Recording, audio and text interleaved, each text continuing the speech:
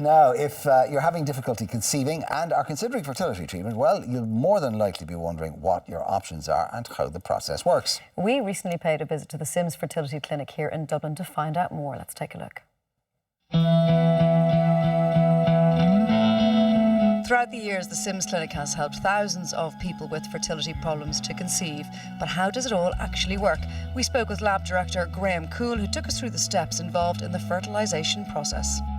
So we're here in the lab at Sims IVF. This is the part of the system that patients generally don't get to see. We have our operating theatre is connected to the lab by hatches. So the eggs are collected from the patient, they come straight through immediately to the lab and are processed. At that point, the eggs are surrounded by hundreds of thousands of cells.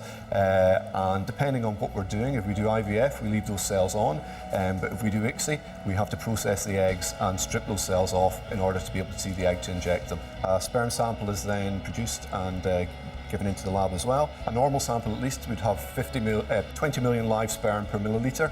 50% of those would be swimming around, which means that 50% are dead or dying. So what we do is we take the sperm sample and we wash it to get all the good sperm. What we then have to do is process the eggs and the sperm and bring them together to create the embryos. Once this process is complete, Graham and his team can fertilise the eggs in one of 3 different ways. We do IVF, we mix the sperm and the eggs together and we leave them to do their own thing overnight. And hopefully the next morning we find out that we've got fertilised eggs.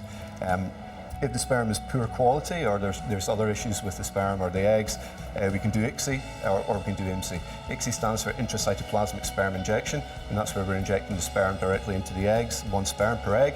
The size, the scale of the thing, when you'll see in the video here, the pipette that's holding the egg is about the width of a human hair, so everything is very, very tiny. What we're dealing with, you can't see without a microscope. They're pinpricks in a dish. Or we can do IMSI, which stands for intracytoplasmic morphologically selected sperm injection, which is a development on ICSI which looks at the sperm at a much higher magnification and selects them.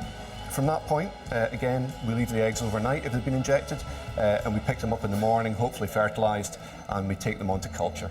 What we're doing in that time is we're leaving the embryos in the incubators. They're kept at 37 degrees body temperature. They're kept in an environment which mimics the womb. The clinic is one of the first in the world to have a revolutionary new software called EVA, which significantly improves the clinic's ability to approve which embryos they should transfer back to the patient. So behind me we've got our EVA system. EVA stands for Early Embryo Viability Assessment. It's a new system, it's new technology. It's based around time-lapse, but EVA, more than just being a time-lapse system, also has an image analysis software behind it which analyses the embryos as they divide and predicts which ones are the most viable.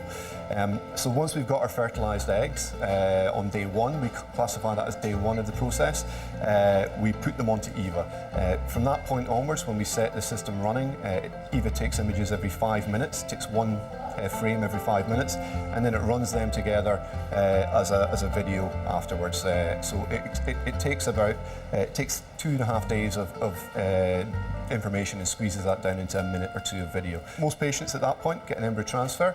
The majority of patients would have 2 embryos transferred back to the uterus, and then at that point it's wait and see what happens. It's in the gods. For patients who aren't ready to have a baby right now, the clinic is also able to freeze embryos and eggs for use at a later date. If patients are lucky enough to have additional embryos than the ones they need for their embryo transfer, as I say, most patients would have 2 embryos transferred when they come in. For various reasons they might have 1, but most patients at Sims would generally have 2. And if they've got additional embryos left over that are good quality, then we can freeze them. We have a storage facility here, which we've got embryos for lots of our patients over the years. They're in liquid nitrogen. They're maintained at minus 196 degrees, so they're in almost a state of suspended animation until we do the thaw and warm them up at the other end. For some patients, we can also freeze their eggs.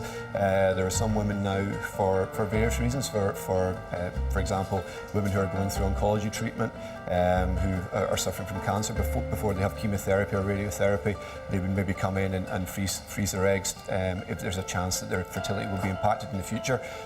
For some women, it's more for what we call social freezing, where they've decided that whilst they don't want to have their children now, they might want to freeze their eggs whilst they're younger to use in the future. And again, we can do that. And again, they're stored in our cryobank, and again can be left for a long period of time.